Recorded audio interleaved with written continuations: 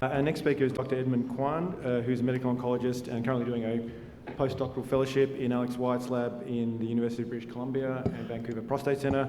Ed's a PCF Young investigator, and we'll look forward to his talk on prognostic and predictive biomarkers in ctDNA. Excellent, thanks Arun, and I'd like to thank Michael and Annette and the rest of the PROSTIC Organising Committee, Preceptorship Organising Committee for inviting me to come and talk to you about plasma cell-free DNA. So I was charged with quite a large topic, just talking about what I'll do over the next 10 minutes is really talk about where I see this space heading in the future, and what are the low-hanging fruits, and sort of where are the technologies moving. So I guess first thing to do for people who don't live too much in the cell-free DNA space is to get some of the terminology aligned. So when we're talking about cell-free DNA, this is essentially short fragments of DNA released into the circulation from predominantly dead and dying cells.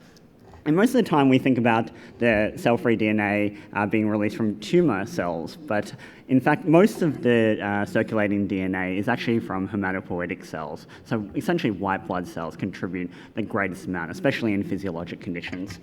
The other part is epithelial cells, and this is going to be important when we start to think about how cell-free DNA can be used to measure toxicities related to both targeted therapies and our more other immunotherapies as well.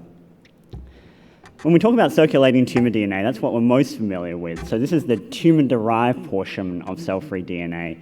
And we can kind of start to quantify this as a proportion. So you'll hear a lot in the literature about ctDNA fraction. And what that specifically means is that tumour-derived portion of cell-free DNA over the total cell-free DNA. And why is that important? Because unlike, say, most of us in this, as you heard from the talks in the previous session, we focus a lot on tissues. And when we're looking at tissues, we can micro-dissect out all the highly enriched tumour regions. You can't really do that with blood collection. And knowing what the ctDNA fraction is really affects what sort of alterations we can detect, and ctDNA fraction really needs to be accounted for when we're doing any of our analyses. So I kind of think about clinical, as a clinician, medical oncologist in the clinic, I kind of think about three lenses of which cell-free DNA and ctDNA can be looked at. And I think one of the lowest hanging fruits is ctDNA quantification.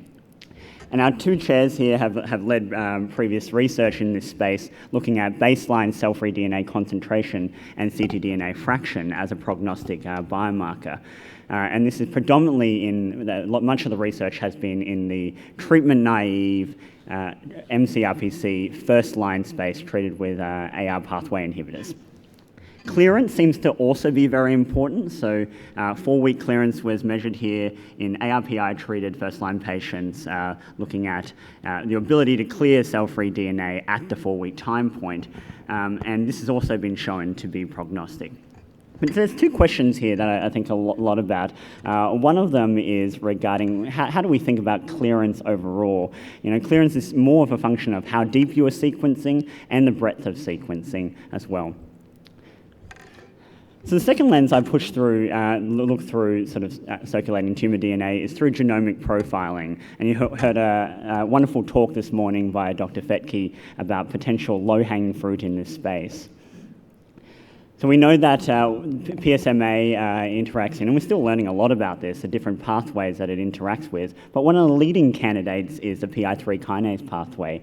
And we know that also the PI3 kinase pathway interacts with the AR pathway as a negative regulator.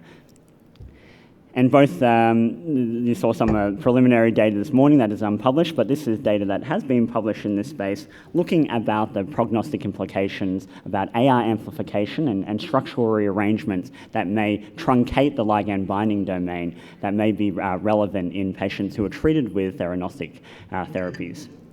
The other one is PTEN and PIK3CA and AKT alterations, which have also been shown to be important in this space.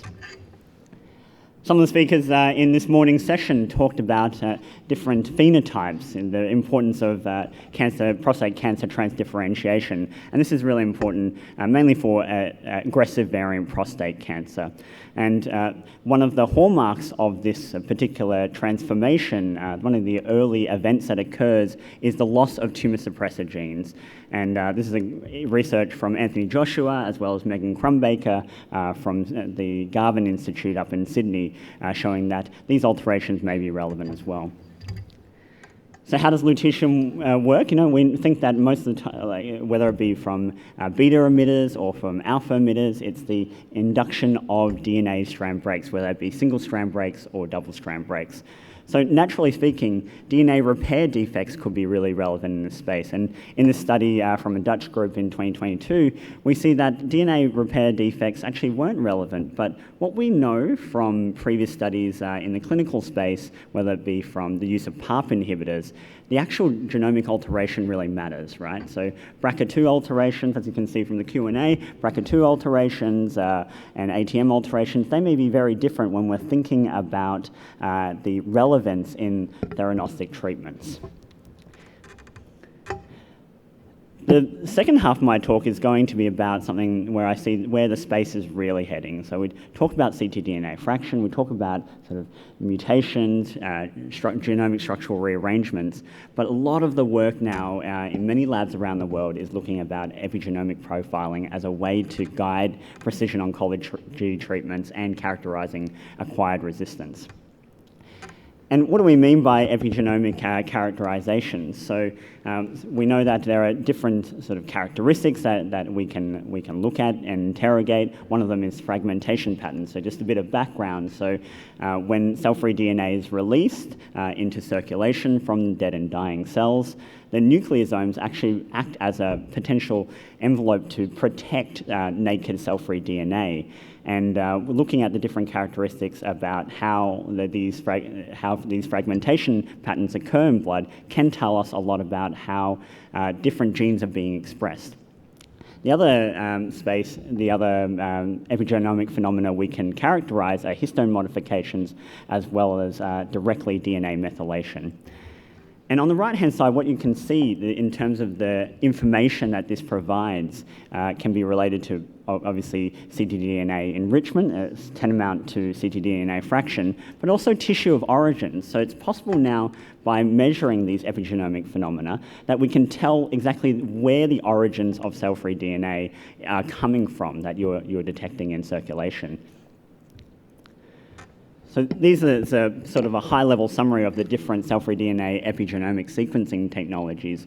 One of them is chromatin immunoprecipitation sequencing of histone marks. And depending on what histone mark you are interested in, we can tell sort of different, whether it be a measure of promoter activity, enhancer activity, or methylation. And what's different about using a targeted panel versus, say, a more genome-wide approach is that you can look at a wide range, whatever your gene of interest that you're most interested in, whether that be, say, for example, different therapeutic targets, DLL3 or others in this space. The group out of Francesca Demichelis as well as Misha Beltran recently released in Cancer Discovery their information on using targeted DNA methylation as a way to quantify the spectrum from CRPC adenocarcinoma all the way to the other end of the spectrum, which is neuroendocrine prostate cancer. And there's a few other there, but for the sake of time, I'll move to the last part of my talk. So I want to pivot a bit and look about, so we've been talking about measures of efficacy, measures of resistance, but what about tracking the toxicities that may be related to PSMA therapy? And one possible way we can do this is through characterizing clonal hematopoiesis. So clonal hematopoiesis is essentially the acquisition of somatic mutations in hematopoietic stem cells. And over time, what can happen is that you can get clonal selection of these mutants as a result of therapies that we give, whether that be chemotherapy or in the space of DNA damaging lutetium theranostics. And what can occur, and this is something that we should be looking at in our prospective trials, is are we enriching for certain CHIP mutations at the end of lutetium treatment or chemotherapy treatment, but that may predispose to long-term toxicities such as therapy-related MDS and AML. And this is going to be particularly relevant as we move our theranostic treatments early in the disease space and use different, more powerful theranostics such as alpha emitters. Finally, I think it's about integrating all these things. So I think from a cell-free DNA point of view, how do we integrate this with what James was saying about current imaging biomarkers? Lipidomics and cytokines is a space that's moving very quickly. Yesterday we heard from Louise Emmett about on-treatment SPECT, and how does this fit in with our clinical prognostic biomarkers? And I'm extremely thankful to be a young investigator on a recently successful PCF Challenge Award. Very grateful to the Prostate Cancer Foundation for awarding this. This is bringing together multiple international groups across Australia and Canada, bringing together 2 prospective clinical trials and 2 very large biobanks. So watch this space. Thanks a lot.